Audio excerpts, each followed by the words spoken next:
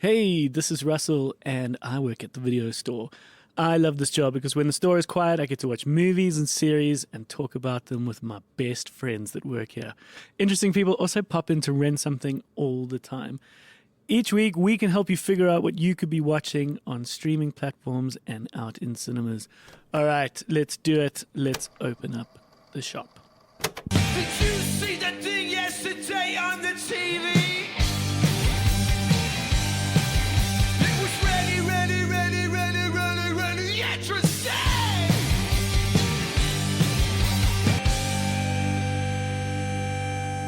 All right, how's it? Good morning, Russell. GeForce 5. How you doing? Yeah, very cool, man. Thank you for tuning in. Yeah. Thank you for listening. Thank you for listening wherever you are. Yeah. It is nice to have you. We are the video store. Today on the show, we are going to have Francois Van Coke pop in to rent something. Very excited about this. Definitely. You could argue Francois is one of the legends of South African music, the biggest name in certainly in rock. Yeah, probably. At this point. Folk Politica are a super important band. Yeah. We were lucky enough many episodes ago to have Snake, the drummer, be on the show. Please go back and listen to that. It's one of our more popular episodes. Oh, cool. But Folk came at a time where I think the young Afrikaans youth were feeling a bit disillusioned, perhaps a bit uncool, a bit embarrassed about their language. And here came this band that, blasted this amazing rock music. Yeah. And very proudly sang in very poetic, very good Afrikaans. And I think that really gave them a group of fans that will be with them for life. Yeah. And have followed everything that they've done. Once the band hit some success, they then never quite split up, but they did other things. Yeah. Francois very much put together his own solo stuff, was part of a band called Van Coke Cartel, which he headed up, and has got his Francois Van Coke and Friends, which is an amazing show that he puts together once a year. Tickets for that are on sale. The last few are available. Cool. We will have a link in our description for this, and we really hope that guys nab the last few tickets. Yeah. Okay, so guys can get tickets for that.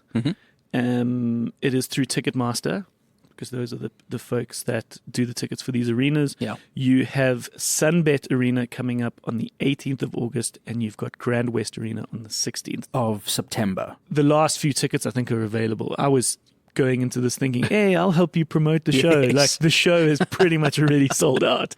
But on that note, we have got 2 sets of double tickets that we can give away to our listeners. We would like you to post perhaps in Instagram stories, Facebook stories. But if you can post a picture of yourself listening to this episode, telling us why you deserve those tickets. Give, obviously, the video store pod a tag so we can see it. And the 2 best pleas will win double tickets to, let's make it the Sunbet Arena shows. Yeah. But if you are in Cape Town listening and you think you deserve for Grand West, we can make one of them for Grand West. Cool. So you got to give us a good reason, and we will pick the winners this week, the week that this episode is coming out. And it's going to be great to have Francois pop in. Definitely. But before we get into that, we've seen some movies. We did see quite a few movies this week. We are lucky enough as the video store to be invited to these press screenings, these media screenings. I got to see Sound of Freedom last week, which is a very interesting film. Yeah. It comes with it a certain level of baggage is a good way to describe it. Basically, what it unearths, what it brings to light, what it exposes is somewhat politicized.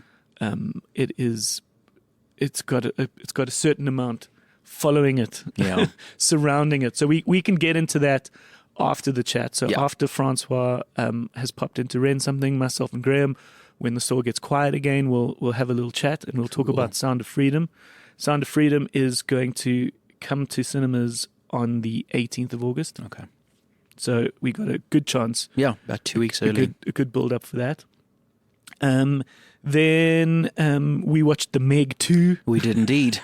Myself and Graham, which is a special film quite close to my heart because it was the first film I watched with Cole. Yeah. He's another clerk here at the video store. It was our first movie we watched, and we really bonded over that, being able to lean over and whisper some funny commentary in each other's ears. And Meg 2, we'll chat more about it afterwards, but nice and silly movie. Definitely. I think it was fun. And then yesterday, Yes. we watched the new Ninja Turtles movie. Teenage Mutant Ninja Turtles Mutant Mayhem. Yeah, and it was great. It's an animated film. Yeah. And quite unique for all those who grew up with the Ninja Turtles because you realize teenage Right. is a rather important part of their name. Yes. And up until now, we've very much seen adults Yeah. be the Ninja Turtles. Definitely. And we, as a society, funny enough, have been raised on, Dawson's Creek being this Yeah. grown-ass man and, all these, like, very post-pubescent actors being high school kids and everything we've consumed. And we forget what it actually is like to be a genuine high school student or a high school aged kid. And that's what they've done with this new Teenage Mutant Ninja Turtles. They are these squeaky voiced little kids, and it's funny and it's authentic in that sense. And we'll get into who exactly that film is for, but it was still cool for us to see. Yeah, I had a really good time. Yeah, it was fun and an interesting animation. Which really cool animation style. We'll chat more about. All right, so let's get into it. Don't forget, you've got a chance to win those tickets. Yep. So just as we said, tag a picture of yourself listening to this episode in whichever way you listen, and let us know why you deserve them, the tickets. And obviously make sure you tag the Video Store Pod on Instagram. Magic, let's get into it. Let's do it. Is Francois Van Coke popping in to Ransom. How's it? It's good. I'm good. Nice. Lucky to see you, man. Nice to see you, man. It's cool. We were just catching up now. We were talking about the bioscope, and we were talking about how we've moved to 44 Stanley. When we were at varsity, 44 Stanley was like the cool new spot. Okay.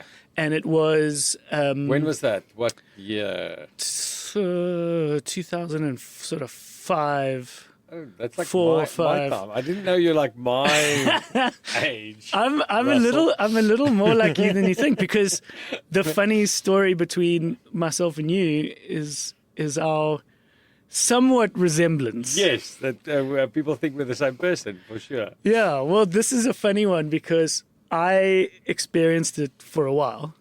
On 2 or 3 occasions, I had people come up to me. Maybe it's like a drunk dude at Opie, but I had a guy like at one point legitimately think I was you. And he was talking to me and I thought he was joking because he was like, "Oh, Francois."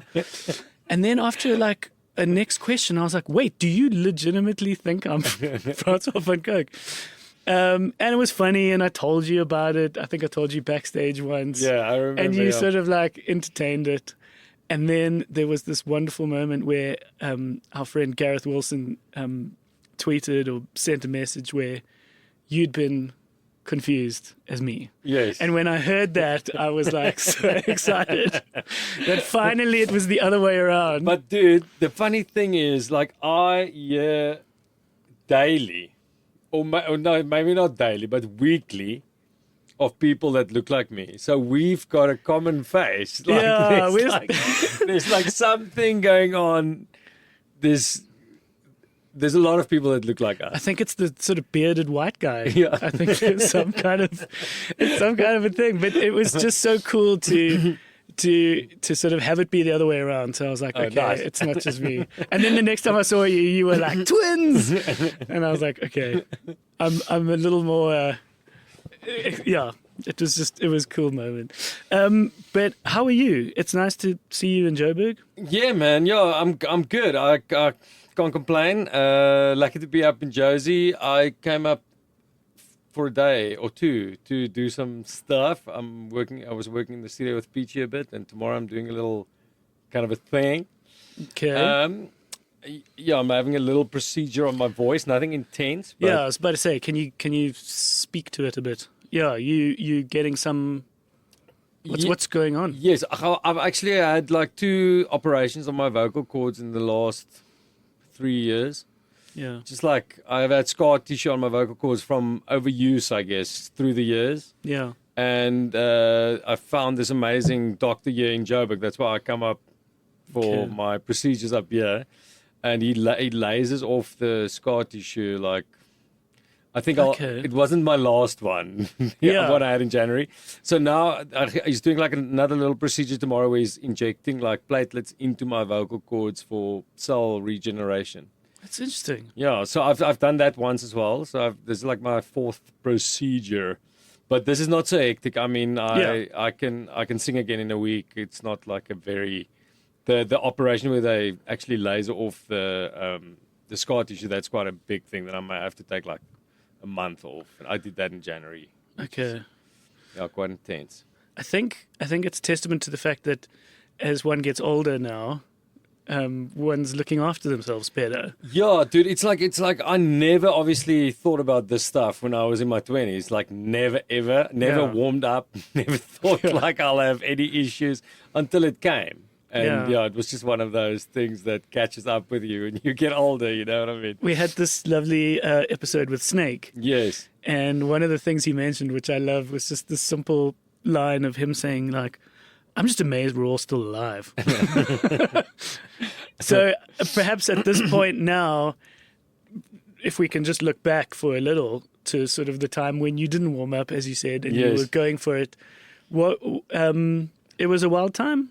Yes, I mean, like the early days of Fuck Off, I always explain it like this. It's like we really wanted to express our freedom, you know, coming from this Afrikaans conservative background. When we started that band, it was like, boom, we're going to fucking just express ourselves in every way possible, and we are free now, you know. And that involved, like, obviously a lot of things, including partying super hard, as hard as possible, you know what I mean? Really as hard as you can possibly go. And yeah, I mean, like for me, it kind of caught up with me in my like mid-30s, and I had to quit it all. So I stopped all the jawls. Yeah. And for me, it's just much better. I mean, my life, I actually have some kind of control. And after that, you know, obviously a lot of things happened. I got married before I stopped, but I mean, I got a family, and you know, my life is just easier, manageable, way easier. So for me, it was a good time, and I'm very glad I partook in all the shit I did. But I mean, for now, it's better that I don't. Are you 100% sober? Is that like? Was that a thing? Yes, yeah, no, 100%. I haven't touched alcohol or drugs since like 2014, so it's been almost 9 years. I smoke a bit of Zol now and again if I get the chance to eat an edible or two. Actually, I was heavy into the Van Pletsen edibles for a bit of last year, but I mean, yeah, now and again, really. It's okay, like, so I also get paranoid, so it can go both ways if I get stoned, you know. Okay, so it wasn't necessarily about being 100% sober as part of any kind of program. It was more just something you put yourself through. No, I actually did go into a bit of a treatment program to quit. Yeah, I couldn't actually. I tried for years. I mean, I think when I realized I've got a problem was very early on in my life, and I obviously pushed through that for like probably 10 years, and eventually I had to go into a bit of a treatment program to kind of clean up my vibe. And I would, if friends of mine ask me, you know, how do you stop drinking, I'll send them to this place that I went to. That was amazing. Yeah. But okay, perhaps to speak more about that time in the good sense. Yeah. What were some of those? Just to speak more about film, perhaps. Okay. What? No, because it's nice to just talk about everything. Yes, for sure. What were some of the films you were watching around that time? Like, what were? Because I'm curious to see it. What was in amongst music? What was part of that kind of creative freedom, I guess? Dude, at that time, there was like a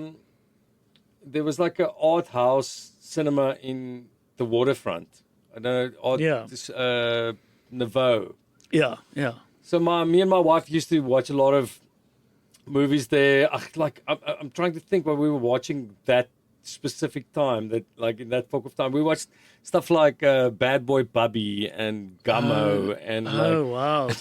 Yeah, that stuff's wild. really weird shit. And whether you kind of knew it or not, it was perhaps playing into the music to some degree. Like it was kind of informing perhaps a look or a feel. Or... Yes, yeah. Like, I mean, I don't know. They were screening that at Rosebank Nouveau? Yeah, no, not that. Like those are Wynand studied film. Oh, cool. So I think I got Gummo from my sister. Maybe she was my elder sister was also into like she introduced me to alternative music like The Cure and Pixies and stuff like that. So your she also sister. Yeah, she also showed me Rosemary's Baby when I was like a child, you know. I mean? We've got this question we ask guests sometimes, which is, what was the film you were perhaps too young to see? That one, for sure. Rosemary's Baby. Wow. Yeah, that was quite intense. Sorry, I'm going off track here. Tangents are cool. Yeah, so I definitely got influence from my sister. Like Gummo, I think I got from my sister. Wynand, obviously, he studied film, so I don't know where he got Bad Boy Barbie from, but that was like just kind of the weirdest stuff that we watched. But I mean, at that time, in that Fokhoff police car house, I'm trying to think what movies we would have watched.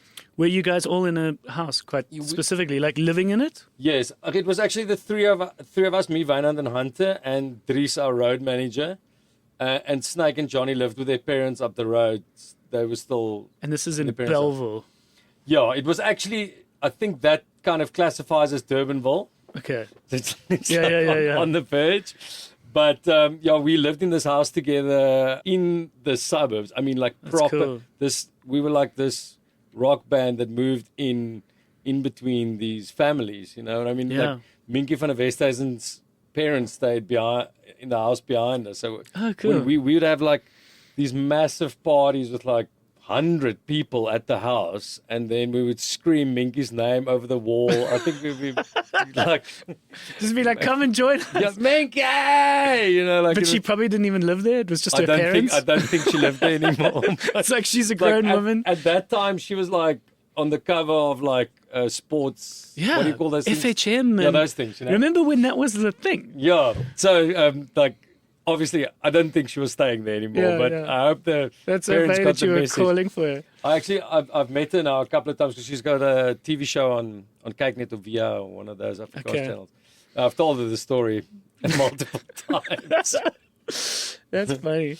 But I'm trying to think what we would have watched in that house together and what was influential. I think like Waking Life. Do you remember that one? Yeah, like, Richard Linklater. I think me and Hunter watched that in that time. Definitely, I think that was definitely.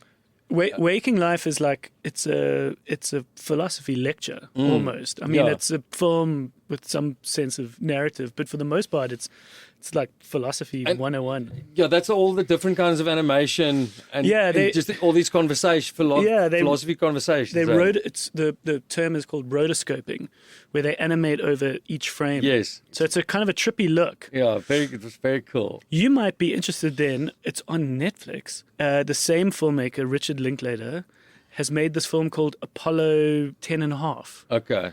And it's all about him kind of growing up in Houston. And it's a bit of a fantastical story in the sense that it's a bit made up. But the idea is that it's him growing up in Houston and he's going to be part of this like test mission as an astronaut. Oh, cool. But it's done in the same style. Oh, cool. And it's very endearing. So it was considered by some people to be one of the best films of last year. But it's a small indie film, so a lot of people don't know about it. I'm going to get the name from you afterwards but again. But Richard Linklater's special. You know School of Rock? Yeah. Like, why does that film seem to be so much better than all the other Jack Black films? And why is that film living on? It's Richard Linklater. Oh, amazing. I didn't even know he directed it, but he took what would have been a somewhat simple, fun, innocent little comedy, and he's made it this like timeless classic. I've showed my daughter that movie recently, and it's cool. So amazing, man. And she was so into it. It's got so much heart. It's got so much more going for it than you think, and it's because such a thoughtful filmmaker was behind it. Yes, that's so cool to know. Yeah. You know, I think we also watched like kind of a lot of like slapstick stuff. It's amazing how some of that comedy from like 2000s, 99, Yeah. like that stuff doesn't hold up. Eh? For sure. Like, you know that Woodstock 99 documentary? Yeah, sure. And how they were saying like a lot of this rage, a lot of this like problems with society was also things like American Pie and like some of those comedies that we were all watching, where it was like, you look back on it with a 2023 lens and you're like, maybe it's not great that they filmed a woman getting undressed. For You know, like we all thought that those was kind of movies are hilarious at the time. Yeah, but very like crazy. nobody would make that now. Oh, what's the other thing? Days Are Confused. I think that was also definitely cool. something I think everyone kind of, all of us were kind of into at a time. Yeah. No, that's a great film. Yeah, I love that movie. That's a very cool film. That's got old McConaughey. His famous line that all right. I actually read his book recently. Green Lights. Yeah. Did you like it? I haven't read it. Yeah, like he's very, very Christian. So I mean that is quite weird, but I like him. Yeah, I like him. I like his story for sure. Yeah. But he's quite Christian, which makes it like a bit weird at times. Yeah. Oh, I didn't even know that. Jumping more forward to now, I see you doing another edition of your Francois Van Coke and Friends Yes, man. in August. Yeah, I'm super excited. I mean, that's like the show that I kind of base my year around, I guess. I would imagine because, and knowing that that's coming up in August, that's why I thought it'd be a nice excuse to talk to you now. Like if So we that can we can- include it, that's great. the point. So we Yeah. can kind of have this Cool. out in time so people can talk about it. But I think it's just a testament to everything that you've done, everything that the band's done, that you as yourself are filling out a stadium like annually. Yes, dude. It's like, obviously, I started doing these collabs when I was like young, I guess. I think the first one that I kind of did was with Parra. It's like dance, dance, dance. And that song kind of put me on a journey to do more collabs, I guess. And sort of break out Yes, from and just being one of the members. Yes, and that kind of, I did so many collabs over the years that some of them really worked well. And that is what set up the show. Because the first time, it was actually Henk from Park Acoustics, Henk van der Schuyf, yeah. that actually came up with the idea, because he was like, let's put you on with all your collaborators on a stage and let's do it somewhere. And we started looking at it with him, and then I think we wanted to do it at the Voertuig Monument. It was just too expensive, and we kind of said, okay, no, that's not going to work. It's going to be impossible to actually cover our costs. And then the year after that, we got Andy Mack involved. Me and Wynand got Andy Mack involved, and we've been kicking it since 2018. So it's 2018, 19. Obviously, COVID. We did one in a stream version in lockdown. Oh fuck! Didn't we all? And, and another one last year. So it's the fifth one, and then we did one in Cape Town. The fifth, 6 in total. So the Joburg show, well, it's Pretoria. Pretoria, Sun Arena. Yeah. I am going to play there for the first time. With George Ezra. Yeah. I saw that. This weekend. Nice one. It's so exciting. That venue is amazing. To see the venue from the other side. I've been to one or two shows, and we just are so excited to play an arena. It's going to be amazing. I saw you on the poster, obviously. And I was like, wow, that's cool. I haven't seen you guys play recently, so I was very excited about that, dude. That's cool. Yeah, we're not... Oh, you were going to play somewhere else. Bikie Bos.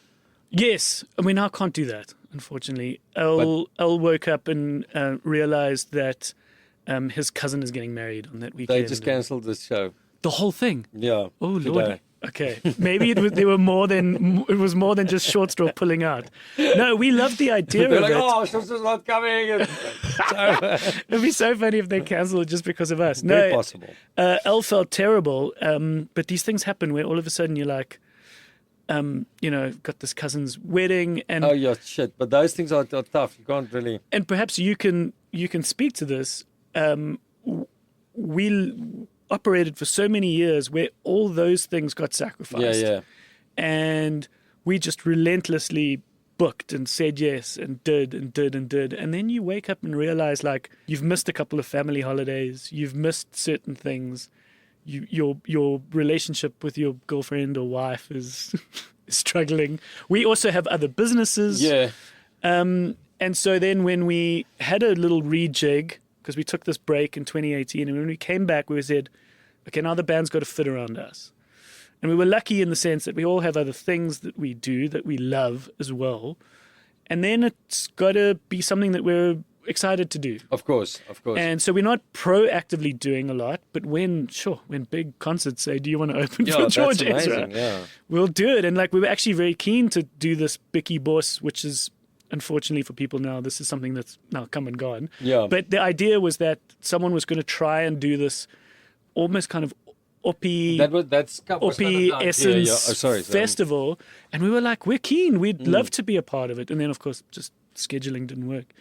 Yeah, but I think they're actually moving it to next year, or the plan is that they want to move it to next year. But have you been okay with that balance? Dude, It's a hard life. It's quite tough, man. I mean, I've got 2 kids now, so the balance is hectic. And for me, my main income is playing shows. Yeah. I've also got a little other things, but I mean, the main thing is I got to play shows that I don't want to play sometimes. You know what I mean? Sure. I don't have the luxury of like saying no to a lot of things. You know? I know what you mean. Yeah. And I think there was this point in the pandemic where we were obviously buckling down and looking at our own businesses, like for me, the cinema. And I even said to someone, I said, if there's an open stage, like I'd rather give it to you, Francois. Yeah. I'd rather give it to the guys that like fucking do this full time. Dude, Thankfully, we could survive through that period. The funny thing for me, COVID actually, because we were so proactive and did like so you guys many things were very quickly. Great in that. I actually came out of it like on the other side, and I had a fantastic financial year, which was lovely. Like, good. Which was really not what I thought was going to happen in that first. When you realize this is actually going to be a long time, you know what I mean? Yeah. But also because we did a lot of those live stream shows, and they worked well for us because we obviously had a fan base that was going to support us, and people were stuck at home.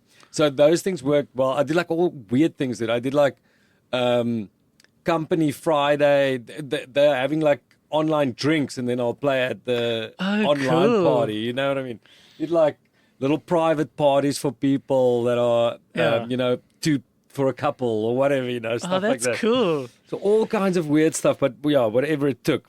But coming back to your question, the balance is tough at times. I mean, I have to kind of take time off because, you know, like it's school holidays at the moment. So last week I had to take a week and go away with my family because my daughter is in grade 1. I have to take holiday when it's holiday time. That's the way it is. You know what I mean? Yeah. And I have to take weekends sometimes because a Saturday is a Saturday. It's not like another day. You know what I mean? Yeah. You can't miss every Saturday. Yeah. So, I have to plan a bit more carefully the older my family gets, for sure. Yeah. And I think that will still change in the future. If I have a lighty that's going to play rugby on Saturdays or something, then I'll have to look at how I'm going to schedule that in, you know what I mean? Yeah. But I mean, I've been doing it for a long time. My wife is fantastic. Obviously, she's been in my life since I started playing music. So, obviously it sucks sometimes for her going to kids' parties alone with 2 kids on a weekend when I'm somewhere else. But, she handles. There was a lovely story. I don't know whether you heard it. Dave Grohl told the story about how he sort of missed the fact that there was this daddy-daughter dance. Oh, I took it in your book. He flew back from some place. I mean, they had like stadiums. Yeah. And the wife was like, I don't care. You said you were going to be here. So he like figured this thing out where he was able to go straight off the stage, get on this plane, like sleep on the plane, just literally arrive just in time, see her, get back on the plane and get back to this tour. It was in like Australia or New Zealand. I read it in his book, but I also read Will Smith's biography, and he also talks about like he was shooting some movie in Japan or something, and then he would fly back on a Friday to watch his Lighty play football on the Saturday and then fly back on the Sunday and then start shooting it. Because they But then don't care. They but, don't. Yeah, if you have unlimited bucks, you can do that. Of course, stuff, you of know course. what I mean? There's a big but there. But Yeah. but in theory, it's like these moments are gonna happen, Yeah. and they sure could maybe understand that you've got a big show or that you've got these things, but at the end of the day, they're like just want their dad there. Exactly. So yeah, it's like I had a year in 2019 that I was super busy. I was doing The Voice and doing like TV stuff on top of Yeah, I was going to playing. ask about The Voice. Yeah. And then I was away for that you're away for quite a bit because we start like rehearsals on a Thursday and the show is on a Sunday, so you're like away basically for 4 days every week. If you stay in Cape Town. So I remember one day I came home and I dropped my backpack in the lounge, and then when I picked up my backpack, my daughter thought I was leaving again, and she grabbed my backpack and she was like, "Dad, don't go." And I was like, that sucks. It's heartbreaking. Yeah, but I mean, yeah, I try and get the balance as good as I can, and I really think quality time is super important, and I try and I try to be there and be present when I'm at home. Yeah. You have to consume a lot of kid stuff as a result. So you've shown them School of Rock. Yeah, dude, Have I've you watched found everything. I've watched Frozen. I've watched all of those Disney movies, but I mean, like I've watched all the old ones when I was a kid. My folks also fed me all the musicals and all the Disney stuff when I was a kid. But now I've watched all the new things as well. The latest one was I watched Super Mario. Yeah. Pretty cool. Jack Black's in there as well. Yeah. That's a cool song. We as the video store recently resurfaced the very weird 90s live action version of the Super Mario Brothers. Oh, Which, I think I remember do you remember that, it coming yeah. out at the time? Yeah. And it was weird because it was odd, and it was these like half dinosaur people and Dennis Hopper, and they live in this kind of alternate universe, and they're sort of these Brooklyn plumbers. It's such a great rewatch now. Yes, I would love to see It's it. I would love to fucking see it. so cheesy, but in such a delightful way. So it's not something for kids. Yeah. Ironically, I mean, this is where it probably failed because it's a little too weird for kids. Yeah, the new one's very cool for kids. They got that right. My kids love it. What other stuff are you watching now that you Yes, dude. that you're enjoying? Is there anything that What have I watched recently that I really enjoyed? I'm like I guess like a Tarantino head. I think my favorite movie is Inglourious Bastards. I love Once Upon a Time in Hollywood. Yeah. I'm trying to think. So, Yeah, on that note, reading the book Once Upon a Time in Hollywood is great. cool. I think you will read that and go, this was written for me. Awesome. Maybe a bit more Vainant as a film student Yeah. because it's very indulgent. But after the movie, he wrote the book Once Upon a Time in Hollywood. And it just gives you so much more extra stuff. And he obviously knows that this book is coming after the movie. So he's not rewriting the movie in book form. He's giving so much extra information. Oh, that's cool. Like the TV show that Leonardo DiCaprio shoots in the movie. Yeah, you know, yeah, where he's the bad guy Yeah, and yeah. he puts on the moustache and talks to the little girl before he shoots the scene. He has thought through the entire plot and the universe of that TV show. And the book is kind of almost that. At least half the book is the backstory of this TV show. Because like, Cool. I'm That's- fucking Tarantino. I can do whatever the Yeah, fuck I yeah, want. that's classic. So eh? he just does it. So I think you'd love that. It's an easy read. Cool. And then cool. there's times where he just goes on rants about cinema and history of cinema. And so that's cool. Cool. Why Inglourious Bastards?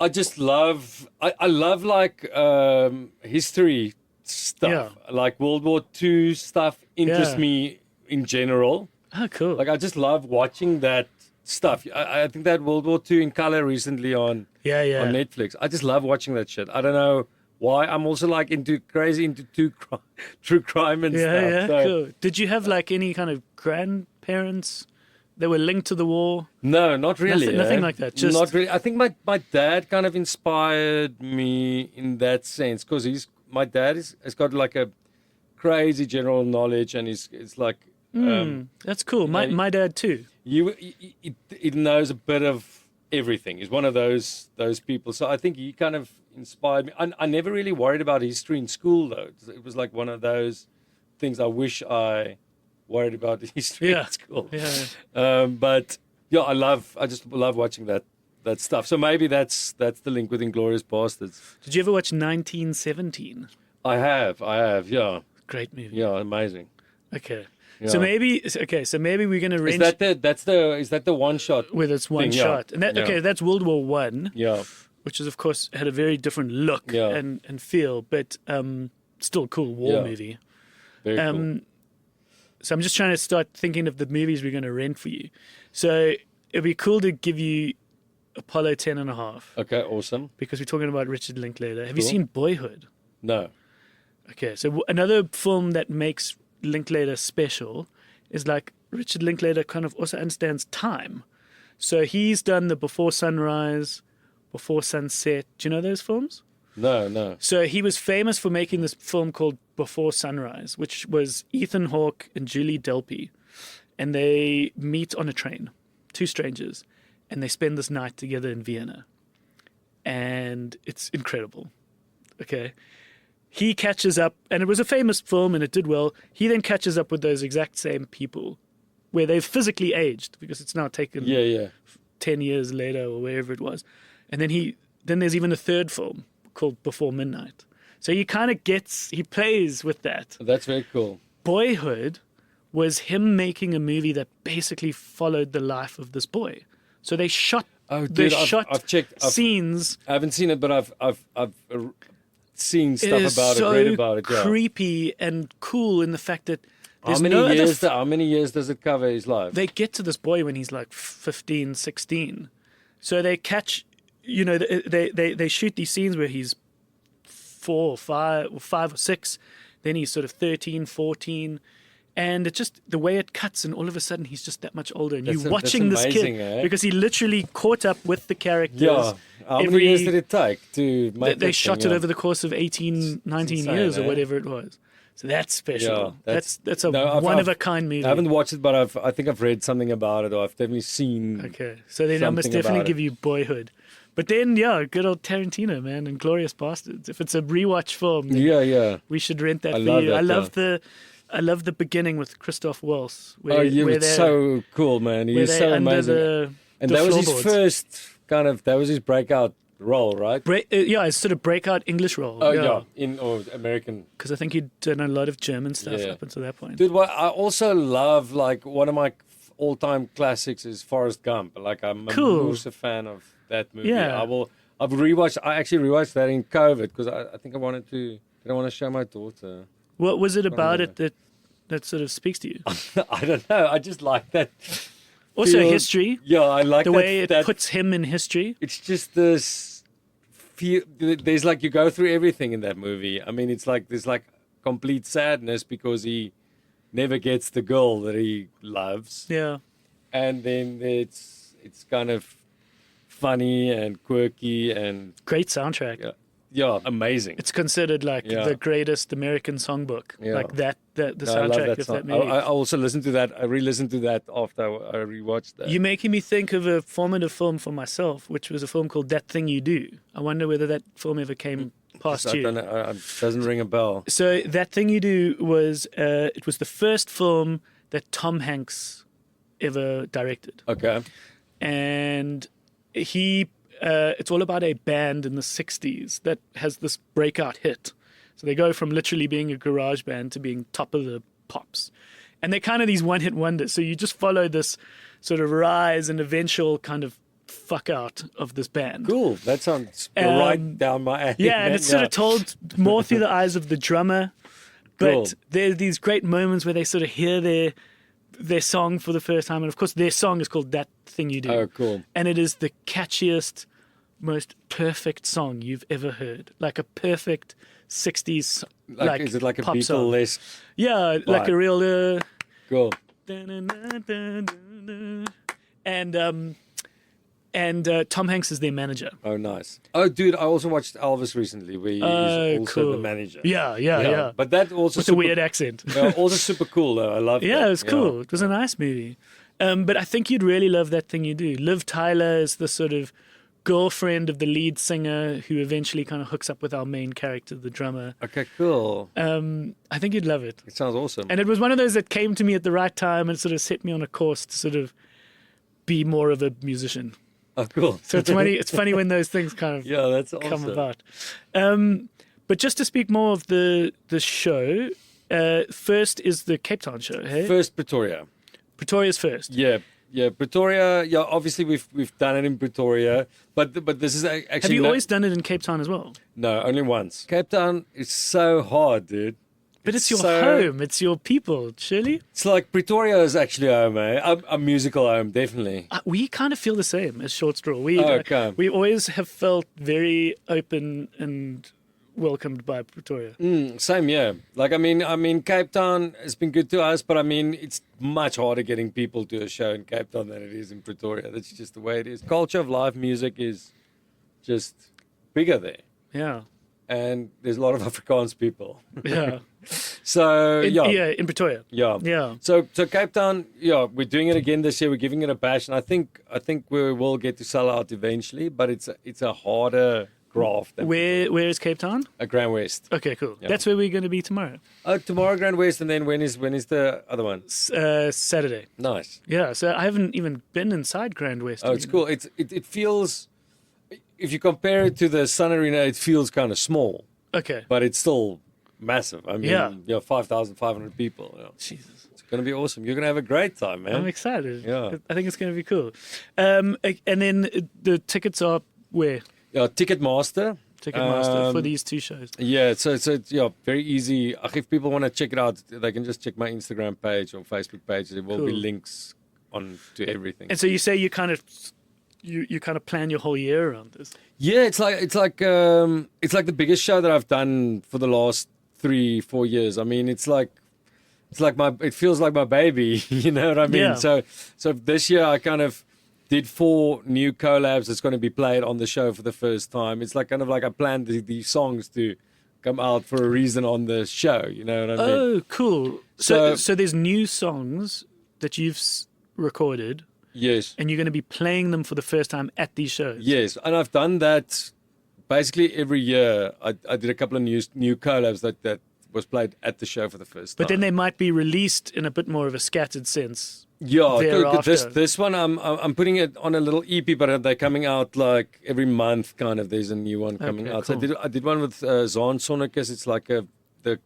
I guess he's the new cool alternative Afrikaans dude from Pretoria, young guy, like in his mid-20s. And today I was actually working with Lofi. He's a rapper. He's got some massive hits. I don't know if you've heard like Witskoene. Okay. Kom ons raak veil.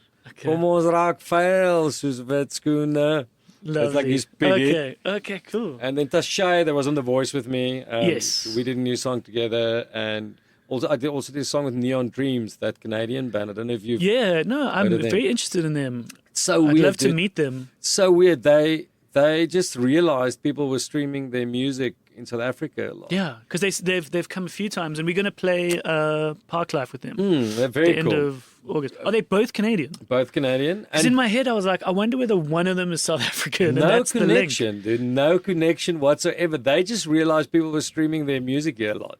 Yeah. Then they came in COVID when it was still under restrictions. They came and they played for 100 people in barnyards, and the tour sold out in like super quickly. Obviously, I could only have like 100 people. Yeah. And then after that, they came back again, and they came back again, and they just built up this crazy. They're like the Rodriguez of the cool. 2000s or something. Yeah. You guys just were overseas recently, hey? Oh, we did a show in Amsterdam and one in Belgium, and it was the best ones we've had. They looked huge. The best.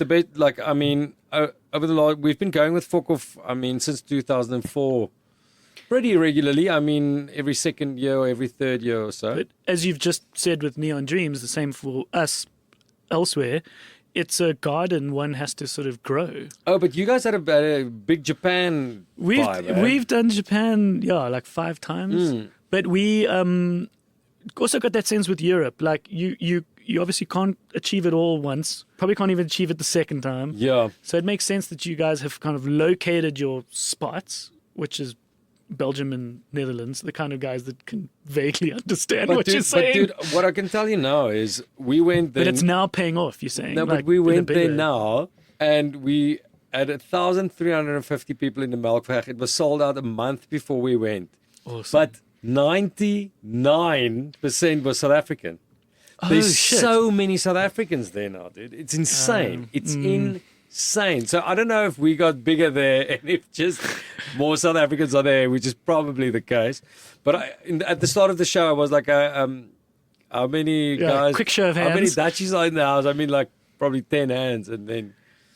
Lovely. It's like Every time Short Straw rolled through Amsterdam, which wasn't often, but we did 1 or 2 shows, and we all sort of looked at each other afterwards and were like, we could live here. Like dude, Amsterdam I is- love Amsterdam. And we were chatting with Peach Yeah. in our episode with Peach. He was like, I've gone there like 20, 30 times. Yeah. It's insane. He's like, I know it as well as I know Cape Town. No, it's crazy. I also love the place. We've also got some great friends there, and yeah, we've also gone a bunch of times. And I mean, the ideal would be living 6 months here and 6 months Yeah, there. chasing the summer, but But yeah, I don't think we're there yet. But That's it's cool, man. Yeah, I mean, I don't think we'll ever do that. But yeah, at least we know we can play Amsterdam and then go do that once a year. that's cool. But listen, I'm going to let you get on with your day here. Thanks. Are you going to remind me of those movies? Yes, I will. And they will also all be in the description Nice. of the podcast. I love it. But yeah, listen, man, thanks for your time. And I'm sure Francois and Friends is going to be a success. Thank you very much, man. Like it always is. But it's just nice to be a part of kind of helping tell people about it. and Thank you. giving Thank you. more Yeah. context. Thank you for the platform and like to chat to you for a change. That's Yeah, cool. lekker Didi. Okay, we'll see you soon. All the best. Charles.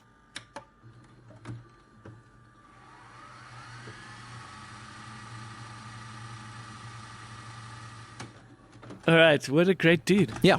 Very fun what chat. a friendly, personable dude. Yeah. I really appreciate him. What a talented, hardworking guy. Yeah. All right, so we've watched these movies. Yeah, we watched a bunch of movies this week. Okay, so I think we should share our thoughts. All right. I agree. Okay, let's get into it. Yeah. I'd love to tell you a bit about Sound of Freedom. Yeah, because, kind of all I've heard is the noise around it and the controversy Yeah, and it all the seems conspiracy theory nut seems jobs. it seems a bit silly to sort of have all of this attached to it, but it makes sense that basically what this movie is this movie's been made based on the real life story of a dude who worked for Homeland Security. And this movie is a biopic about him. Okay. And what happens is he's involved in catching pedophiles and perpetrators of all kind of Homeland Security stuff, Yeah. which involves especially the moving of people across the borders. Right. And he knows these rings exist. This is kind of what you get from the start of the movie. Yeah. And the commentary comes in that, they just catch the pedophiles, but what about the kids? Right. These kids that get lost. And basically what this movie is about is him going on this somewhat more personal quest to rescue individual kids, these specific kids. Yes. And it follows the story of him doing this. And it is a pretty average, solid movie Right. about this job. And what it does is it exposes just the extent of child slavery Yes. around the world, where these kids are used for all sorts of things. Some of it is simple sweatshoppy, hard labor, Yeah. and some of it is a bit more nefarious, which is like sex. Yeah. And it just reminds everyone that this is happening, and it reminds people the extent of it. And that's really it. Yeah. That's all that this film is about. It is produced by a Christian production company, Yeah. Angel Studios. So there's about 2 or 3 moments in the movie where you get kind of prodded with a God stick. And it's a little bit eye rolly if you kind of know what's behind it and Yes. and that. But it's fine. It's harmless. Yeah. And then you get reminded of just how true the story is, because they have body cams, and so at the end you see literally the raids and the things that they did and these characters. Yeah. You see the real life versions of them. So it's scary and it's hectic but that's about it. Yeah. Then what I find interesting is that as the credits come up, it says that there's a special message Right. and there's a countdown timer. So it's kind of interesting. And then so you obviously want to wait for that. Right. And the special message is the main dude, the main actor, Jim Caviezel, Yes. sort of talking about they've set up this way for you to pay for tickets for other people to watch this movie, and together we can help raise awareness and in a way start dismantling this thing, because they understand it's difficult, but one has to start somewhere, and it starts with awareness. So that's about it. But the people have built all sorts of funny narratives and stories around it. Yeah, I was going to say, so it's a movie that has like a somewhat important message to get out there, but it's sort of been hijacked by partisan politics and conspiracy theorists. For starters, the people that are mobilizing this film are staunch Christians. Yes. And so that also comes with a level of like veracity that is that also comes with its own thing. And like I've seen a bunch of videos on YouTube where the words used, are very evocative in favor of. Yes. And it's like, it is an important movie. It is powerful, but it's like, because there's this element of child sex trafficking. Yeah. It's becoming more and more linked to this idea that there is a web Yes. of pedophiles, and these could be high-profile people. Yes. Because there's a lot of money involved. So it hints at that, and then that is rife for people to believe that there is a conspiracy to stop this film from being shown. Yeah. I'm not entirely sure that's the case. No. But I do find it interesting that there is no doubt some level of web. There is some level of bad, a bad network of people out there. Yeah. It's just not being run by Hillary Clinton and Joe Biden the way some people want you to believe it is. Yeah, of course. That's like the problematic side of it, is all these QAnon conspiracy nuts that have attached themselves to the film, including Jim Caviezel, which is part of the problem. He's out there doing interviews where he's talking about all this shit. Yeah, it's weird. Yeah, it's very weird.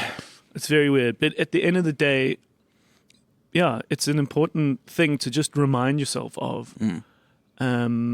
I think the one thing that perhaps the film does, which it's a true story, so I guess this is true, but, he rescues them from like the deep jungles of some country in South America. Right.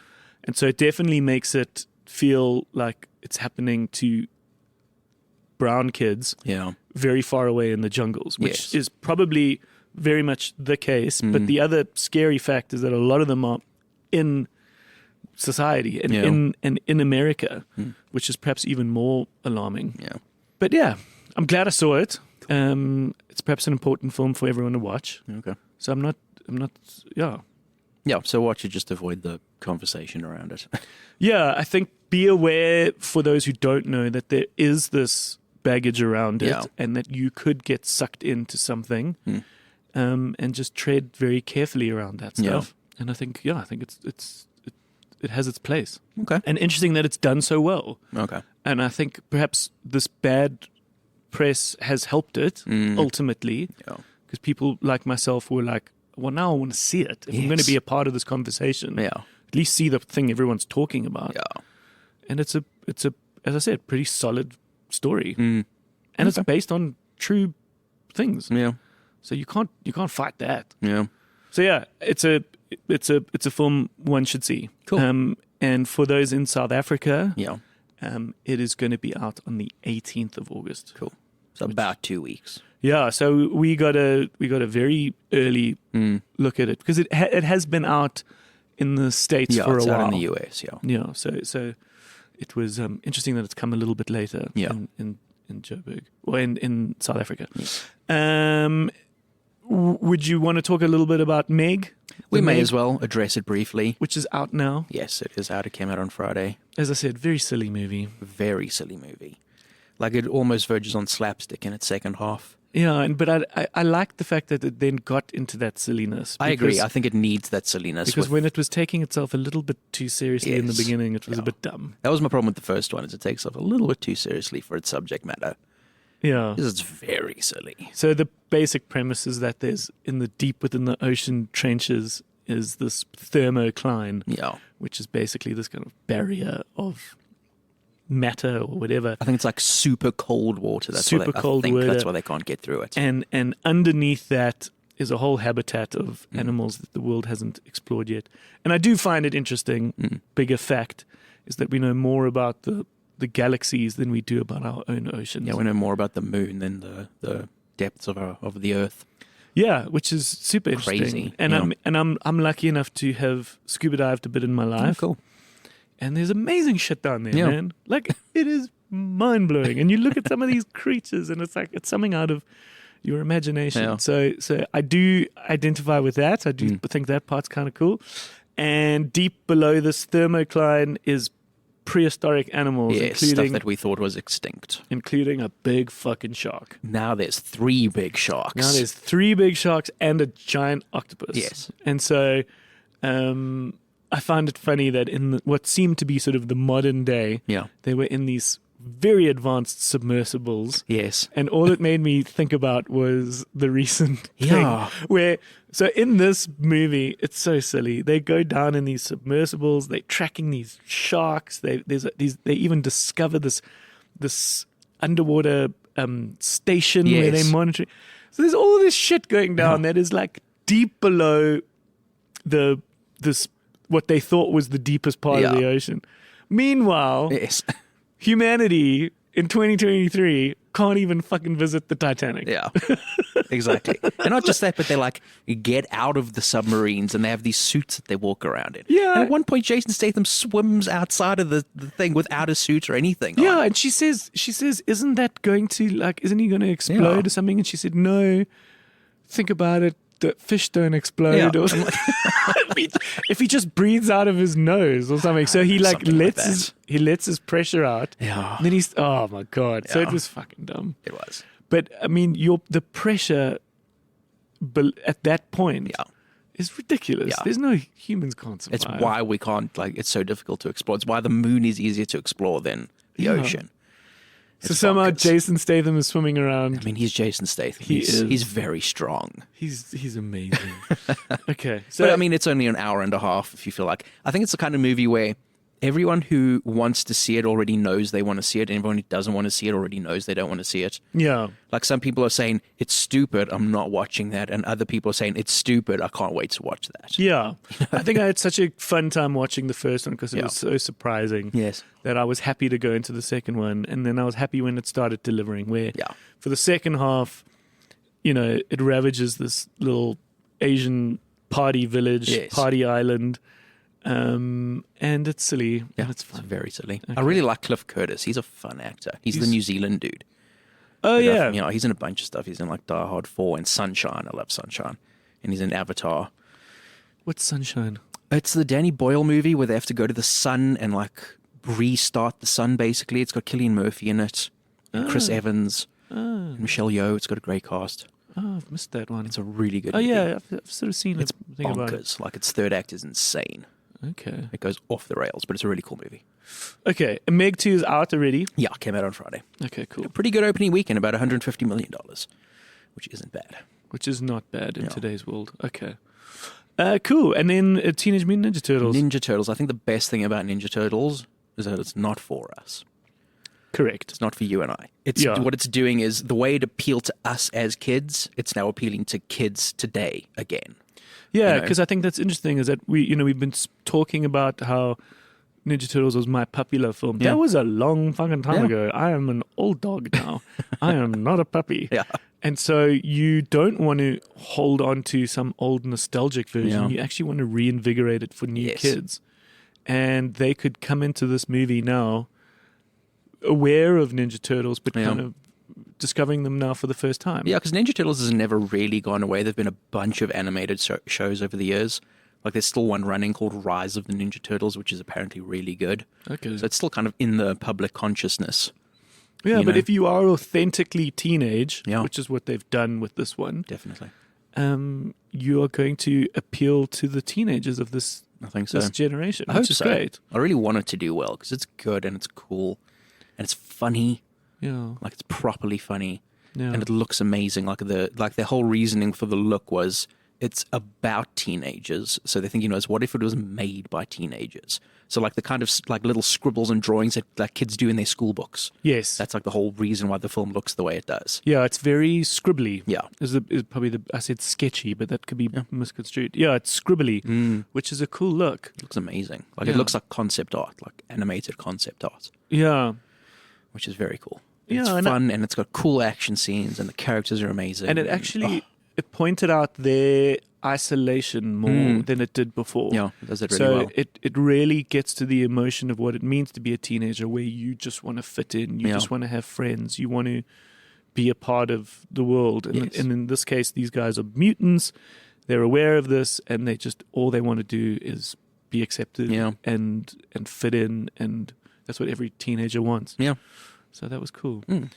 Okay, magic, man. Yeah, I'm glad we saw it. Yeah, So yeah, I definitely recommend. Of like all the movies that came out this week, that's what I'm like. If you're going to see one, that comes out the go watch 11th of Ninja August. Turtles. Yeah, Okay, so 11th of August. It could be cool to bring your kids. yeah, If you're a more of a grown up like us. yeah, But yeah, that is cool. I like us questioning who a film's made for. yeah. I think definitely.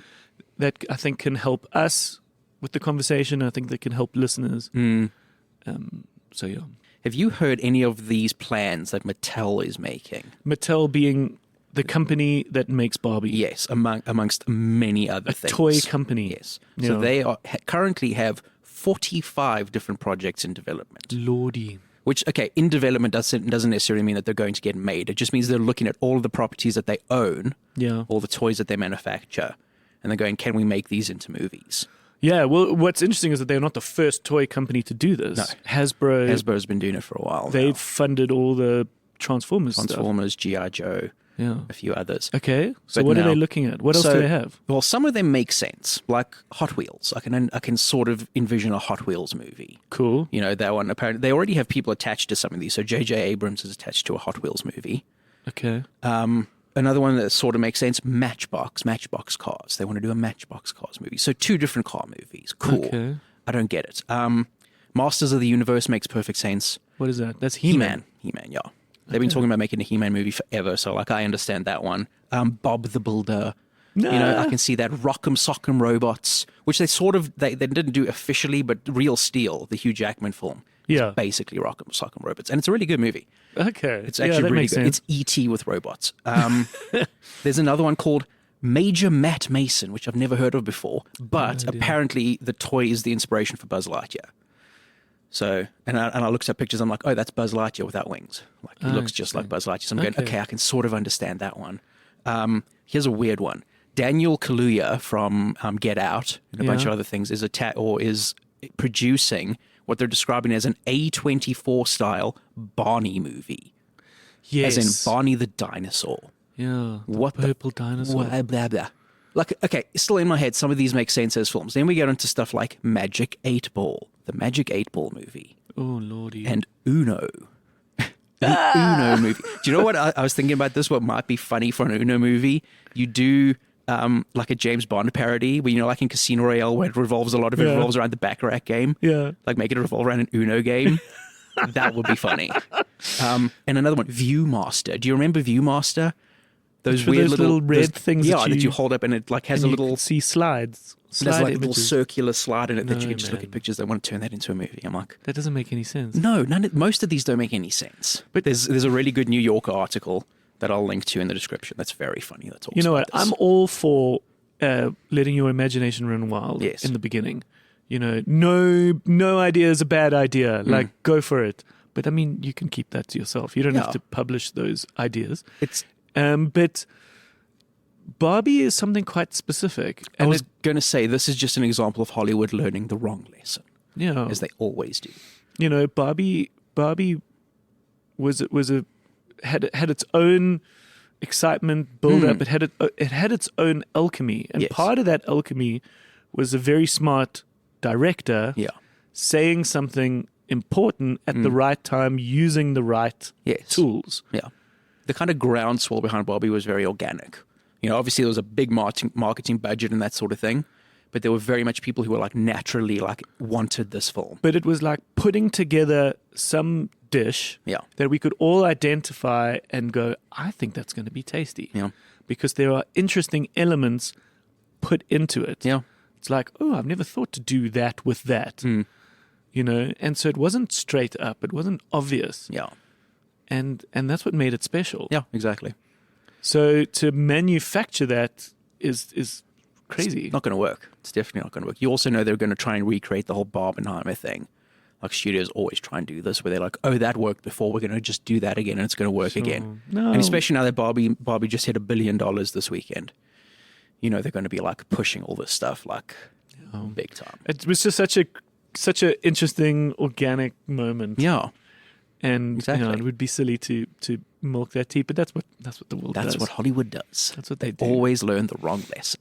Yeah, well. All right. So as you can see, for those who are listening every week, is that we're developing this kind of way of questioning. We're trying to figure out a nice way to guide these conversations. And the one thing I'm trying to do is when we are talking about a specific time in someone's life, I'm trying to then like pin movies to that time. Yes. So that we can flavor the conversation with movies. And you can see here I'm starting that. Yes. It's getting more and more formalized. Yeah. And in last week's episode, we even start almost thinking of it as categories, which is quite exciting. Yeah. This episode was recorded before we played those George Ezra shows. Yes. So it was cool to then do it and talk about that with Gaddy, which came up in an episode prior as well, the Chris Chameleon episode. We talk about it. So yeah, it's cool to talk about what we've got going on in our lives and what we're doing. So it was nice to have this moment with Francois just before I was about to play these shows, Right. which was cool. Yes. But you can see the formula's working. I think so. Yeah. Yeah.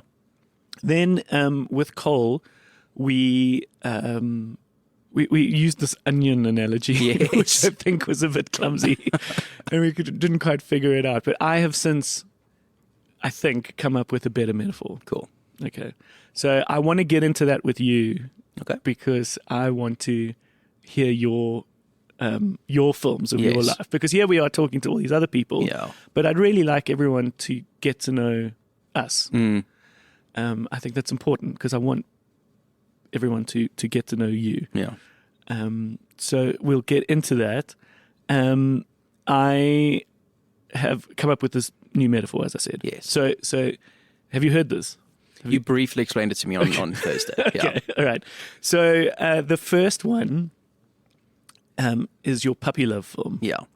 And what I mean by puppy love is it's some form of your like early childhood. And I think what we were getting wrong with the last one was trying to get too specific. But what it is it's your first love. Yeah. The love that, don't forget, was deep. It was a deep love, but it was an innocent love. It Yeah. was, you maybe held hands or you wrote each other love letters or Yeah. something. So I'm curious to know if you know offhand what your puppy love film was. Oh, definitely Jurassic Park. Okay. 100% Jurassic Park. Cool. I saw it when I was like 6, maybe 7 years old. And I was like, that's it. Like movies are like my thing. Oh, That's cool. like And- my and- life now. And to speak about how movies are your life, for those who haven't picked up from previous episodes, Graham is embarking currently in 2023 Yeah. on a lovely and ambitious, fun activity of watching one film every day this year. For a year, 218 so far, I think. That is wild. Yeah. So obviously the video store is keeping you nice and busy with Yeah, it all helps. the premiere ones. How's that going? Yeah, it's chugging along. Sometimes it's a bit of like, I don't really feel like watching something right now. But I'm so far into it, like I can't like give up on it. So, I mean, what did you watch yesterday? Well, yesterday we saw Ninja Turtles. Oh, okay. So that qualifies. Yeah, that definitely qualified. Okay. That was my... And then I saw you watch the other Ninja Turtles. I did. I watched the 2 live action ones, the most recent. The Michael Bay one? Yeah, the produced by Michael Bay ones. Okay, because those, it's a good example of what we were talking about, and maybe we can just chat about Ninja Turtles for a bit. I mean, those were ridiculous. Yeah, I think they're okay. I don't think they're like unwatchable. But they're these big, like hulking, That's like the biggest. men. That is the biggest problem that I have with those Ninja Turtles. Is they're enormous. Yeah, they were particularly like bulky and massive. They're like 7 feet tall. Yeah, You know, which when one of them is Alan Richardson, Ritchson, it kind of makes sense because he's a fridge of a human. who's that? He was in the latest Fast and the Furious. Oh, the one that looks really like big a guy. like a Ken doll on steroids. Yeah. He's enormous. He hated making that movie. He did a podcast a few years ago talking about how terrible they were treated making that film. the Ninja Turtles one. Yeah, I'll try and find a link to it. It's really interesting. I would like to say there was a made-for-TV Ninja Turtles movie, perhaps even the live-action one. Yeah. Like, I would just say Ninja Turtles in general was my puppy love. Oh, cool. I would say. Yeah. There was one animated movie that I watched. I can't even remember what it was called. I probably watched that to death. Right. Which was kind of their creation, their origin story. I remember the animated show, and I remember the first movies. I don't remember an animated movie from that period. Yeah. No, I definitely had that. Okay. Fun fact or fun little anecdote. We started the Bioscope in June of 2010, and we took ourselves very seriously. Yes. Being, like film students, and we were starting with all kind of serious, more You were cinephiles. cinephile stuff. Yeah. And then about 2 months later, when my birthday rolled around, I said I want to do a free screening of the original live action Ninja Turtles. Cool.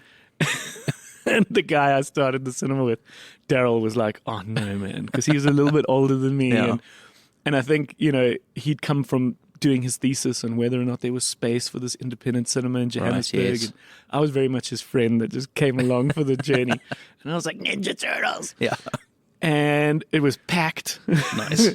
and it was a great success. And he was like, "Oh fuck, I was wrong," and it was like a great sort of look to the future to be like, this is definitely going to be a part of the Bioscope, which will be the fun, silly, geekiness of it. So, so it was Jurassic Park for you. Definitely, yeah. All right. A lot of other movies from that era. Back to the Future was another big one. Yeah. Loved Back to the Future. Did you see that depressing fact that if they made Back to the Future today, it would be 1990. We would go back to 1993. It is wild because he goes back to 1955. Oh, fuck. Jesus Christ. That was wild. 93. Yeah. Jesus. Okay. So that's the puppy love film. Yeah. And I actually, perhaps while we're doing this, I would love to have guys listening think about their films as well. I think it's a nice, fun little exercise. Yes. Then what happens is you get a little older and you crush a little deeper. Yeah. And I think it's sort of it's the more high schooly time. Yes. That one goes into a deeper crush. Perhaps you start doing stuff. Yeah. Touching certain things. But yeah, still deep love. Yeah. This is the whole time we're talking about a deep love here. And so then there's that crush film, that's Sweet 16 crush film, high school crush. What was that for you? It would probably be, I don't know if I can even pin it down to one, but it's when I started watching movies like Close Encounters of the Third Kind. Okay, And so still Alien. Spielberg. Oh yeah, very much. Okay. My whole life. Movies like Alien, movies like The Godfather. 'Cause Kind of starting to like explore the idea of movies not just being entertainment. Like movies have like themes and messages, and these kind of things started like making sense to me. That's what makes this high school relationship, this teen crush, deeper, is that it's not as innocent anymore. There is some level of, not danger, but there's a level of more heartbreak, more aware of drama. Yes. So that's why that's kind of an interesting film. Okay, so Godfather. Yeah. Wild. It's isn't that a bit old for you? Not really. I mean, we're talking like mid to late teens, I suppose. Okay. You know, that's when I started getting into that sort of movie. I tried Godfather at one point where I thought, okay, this is the movie I've got to watch. Oh, yes. It sounded fucking boring. Oh, right. I don't know whether I think I need to revisit it. I've always liked character dramas, though. Okay. Like, and the older I get, I like them more. Movies like Oppenheimer, Yeah. you know, loved it. Yeah. No, and that really is what makes Oppenheimer special. Yeah. I don't think one should watch Oppenheimer for anything other than that. Definitely. It's just this incredible portrait of a very important person in history. Yeah. That's really what it is. It's not Yeah. a spectacle of much else. Yes. That's really what makes it special. It's one of my favorite kind of characters, if you consider him a character. It's conflicted people. Sure. Like Luke Skywalker is great. What makes him interesting isn't the fact that he's heroic. It's the fact that he's conflicted. What is he conflicted Love that. about? About like who he is, and like he's like torn between these. He's as much Anakin Skywalker as he is Darth Vader. Okay. So he has both of these things inside of him, and he's constantly like, if you watch Empire in particular, Empire Strikes Back, there's this thing of like his responsibility to like learn and become better so he can defeat Darth Vader, and then there's the other side of he wants to save his friends. You know, Okay. and that's why he abandons his trading and he abandons Yoda and he goes to help his friends, and it ultimately like almost gets him killed. Okay. You know, All right. I love that. Okay. No, I agree. And then that's what makes it amazing. Yeah. Okay. So that's your high school crush. Yeah. Then when you leave school and you are crafting yourself more as a fully fledged human out in the world, it's the Let's Get Serious Yes. film, which is like you now like potentially like living together Yeah. or living together or playing the idea of living together, probably living together. Let's say living together. What was that for you? So I don't know if I can like put again. I don't really know if I can pin this down to a particular film, but I would say I started watching films differently. Yeah. I started listening to movies as much as watching them. That's the thing that I've realized. Okay. Like that's when I started getting interested in writing in particular. So it's movies like The Social Network, which has a great script. You know, Okay. it's really like snappy, clever. It's the kind of movie that forces you to listen. You can't just look at it and sort of like take it in visually. You have to listen to it, otherwise Okay, you're so not it's- going to keep up. So it's the writing. Yeah. It's appreciating the writing. Okay, it's something like Social Network. Yeah, Social Network's a good example of that. Lincoln is another great example. I never watched Lincoln. Spielberg. I love it. So again, a really like character-centric drama. You know, that sort of film where it's like, again, you have to listen. You can't just like look at it, even though it looks great. You know, Janusz Kaminski knows what he's doing. Who? He's the guy who shoots all of Spielberg's films. What's his name? Janusz Kaminski. Janusz. Yeah, he's been working with Spielberg since Schindler's List, I think, was the first one they did together. Oh wow. Yeah. As the Yeah, DOP. DOP, yeah. Okay. Yeah, and then those are the main films. Those are the ones that really like you've been consuming recently. Yeah. Then a category we love to I'm trying to play with is this idea of like a forever film. Yes. Like I'll settle down with you film, which could be your high school sweetheart. Like Yeah. you could go back and reconnect, Yeah. or your puppy love film could be there the whole time. But yeah, it's the film that you could watch forever. Yes. Where some of those others might be like a phase, Yeah. or something you were dabbling in. Yes. What is your forever film? It'll probably You be settle Close down. Encounters. Wild. Close Encounters of the Now you Third see, you Kind. guys have spoken about this so many times, but I've never actually seen that one. Oh my lord! Really? Yeah. Wow! I don't want to be that guy and be like, you haven't seen this movie? Yeah. Like you haven't seen Close Encounters? No, and also it's not magical, dude. it's not incredibly available. It's like kind of every. I mean, I don't know if it's on any streaming service, but Yeah. it's on like Apple TV and that sort of thing. Okay, I think I need to watch it It's, now. yeah, I love that movie. Watch the director's cut. Make sure you watch the director's cut because there's 3 different cuts. Oh, The really? director's cut is the best one. Okay. Why that film specifically? It kind of like encompasses all these things that I'm talking about. Like it's a cool, fun sci-fi movie, but it's also really well written, and it's like a character drama at the same time. You know, like Yeah. it's very, very centered on what's the actor's name? Richard Dreyfuss's character. Richard Dreyfuss. Yes, Roy Neary, his character's name. Just such a cool, interesting character. But I find it interesting that out of all of Spielberg's films, like so many of them have been significantly better remembered, at least in my head. Jaws, Jurassic Park, E.T. E.T., He's a big one. where Close Encounters seems to be a bit of a B-side. It's a little lost in the career, I suppose. Okay. But it's such a good movie. Looks amazing. I think it's his best looking movie pre Janusz Kaminski.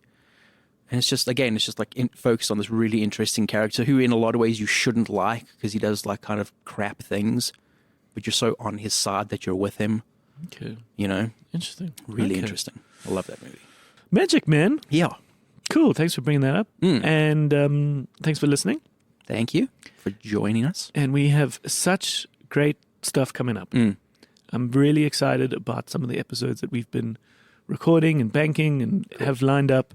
And so thank you for listening thus far. And we hope to see you again next week. Yeah.